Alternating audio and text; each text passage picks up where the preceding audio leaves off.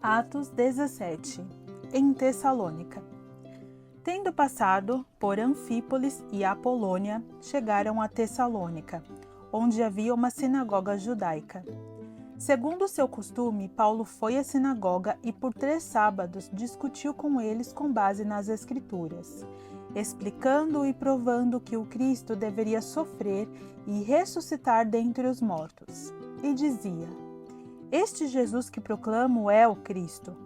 Alguns dos judeus foram persuadidos e se uniram a Paulo e Silas, bem como muitos gregos tementes a Deus e não poucas mulheres de alta posição. Mas os judeus ficaram com inveja. Reuniram alguns homens perversos dentre os desocupados e com a multidão iniciaram o tumulto na cidade. Invadiram a casa de Jason em busca de Paulo e Silas, a fim de trazê-los para o meio da multidão.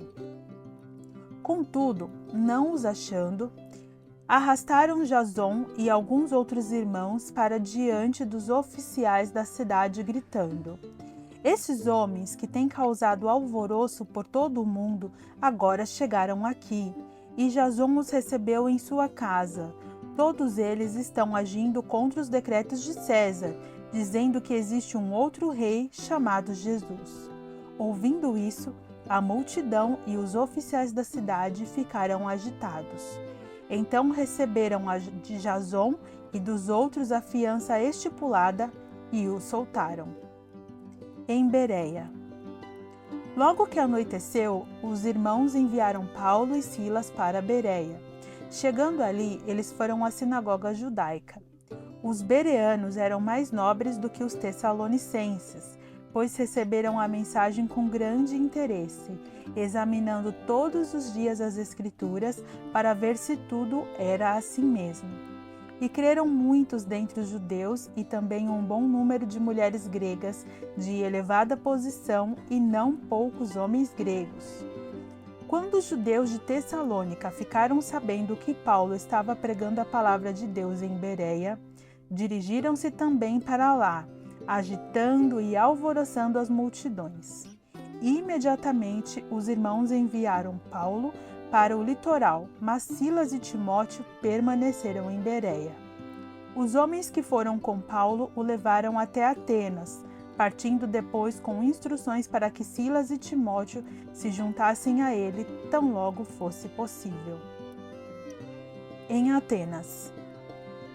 Enquanto esperava por eles em Atenas, Paulo ficou profundamente indignado ao ver que a cidade estava cheia de ídolos.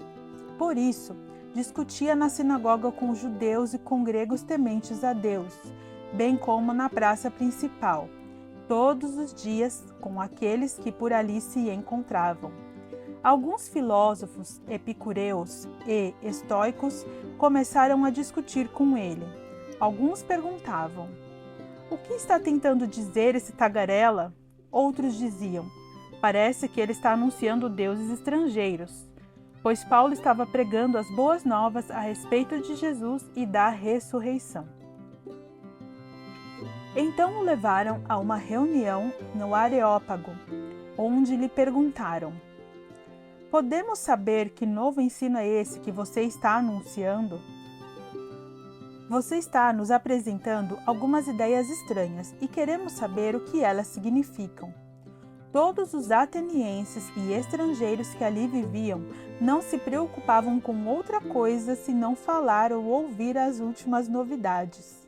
Então Paulo levantou-se na reunião do Areópago e disse: Atenienses, vejo que em todos os aspectos vocês são muito religiosos.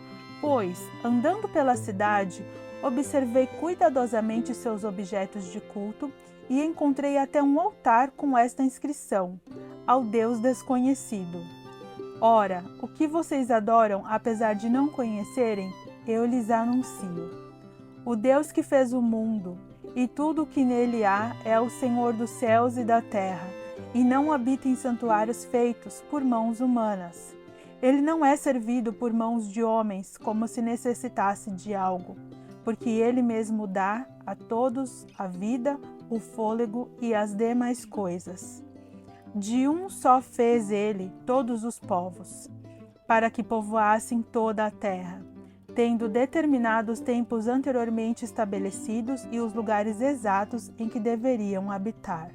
Deus fez isso para que os homens o buscassem e talvez, tateando, pudessem encontrá-lo, embora não esteja longe de cada um de nós. Pois nele vivemos, nos movemos e existimos. Como disseram alguns dos poetas de vocês, também somos descendência dele. Assim, visto que somos descendência de Deus, não devemos pensar que a divindade é semelhante a uma escultura de ouro, prata ou pedra, feita pela arte e imaginação do homem. No passado, Deus não levou em conta essa ignorância, mas agora ordena que todos, em todo lugar, se arrependam. Pois estabeleceu um dia em que há de julgar o mundo com justiça, por meio do homem que designou. E deu provas disso a todos, ressuscitando-o dentre os mortos.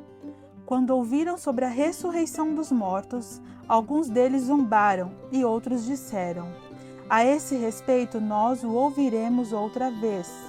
Com isso, Paulo retirou-se do meio deles. Alguns homens juntaram-se a ele e creram.